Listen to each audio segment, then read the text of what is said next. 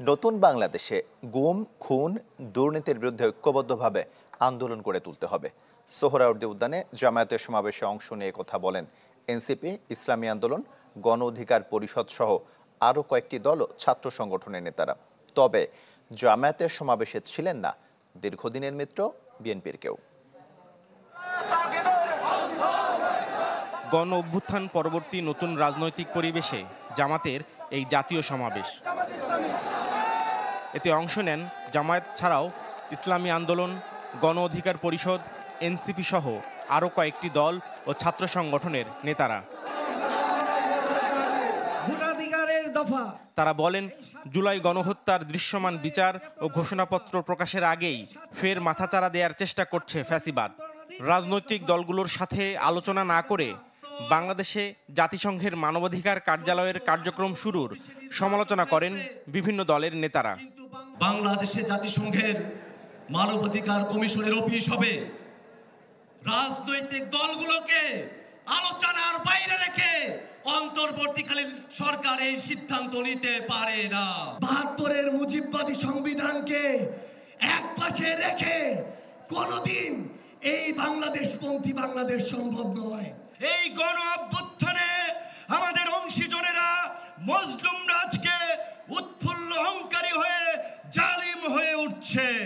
এই জুলাই মাসের মধ্যে শহীদ গাজীদের স্বীকৃতি দিয়ে জুলাই প্রক্লেমেশন ঘোষণা করতে হবে। আগামী নির্বাচনের আগে মৌলিক সংস্কার ও লেভেল প্লেইং ফিল্ড নিশ্চিতের দাবি জানানো হয় বিভিন্ন দলের পক্ষ থেকে। এছাড়া পিআর পদ্ধতিতে নির্বাচনের পক্ষেও জোরালো বক্তব্য দেন তারা। অধিকাংশ দল আজকে আমার পিআর পদ্ধতির নির্বাচন চাই। সারা বিশ্বে 91টা দেশে পিআর পদ্ধতির নির্বাচন আছে, কিন্তু একটি দল যারা আবার নতুন ভাবে এই দেশে ফ্যাসিজম কায়েম করতে চায়, ভারত আধিপত্যবাদ বিস্তার করতে চায়, তারা পিআর চায় না। অনতি বিলম্বে জুলাই বিপ্লবে যে সমস্ত ভাইরা শহীদ হয়েছে, যারা আহত হয়েছে, এই সমস্ত কার্যক্রমের সাথে যারা জড়িত ছিল তাদেরকে গ্রেফতার করে দৃশ্যমান বিচারের আওতায় আনতে হবে। যারা এই দেশে ভারতীয় আধিপত্যবাদের স্লোগান আমদানি করতে চান তাদেরকে হুঁশিয়ার করে দিতে চাই, এই দেশের জুলাইয়ের বিপ্লবীরা এখনো জীবিত আছে। প্রয়োজনে আবারও আমরা রক্ত দেব, ঘাম দেব, লড়াই করব। আওয়ামী প্রেতাত্মাদের চূড়ান্ত পতন ঘটিয়ে ইনশাল্লাহ আমরা ক্ষান্ত হব।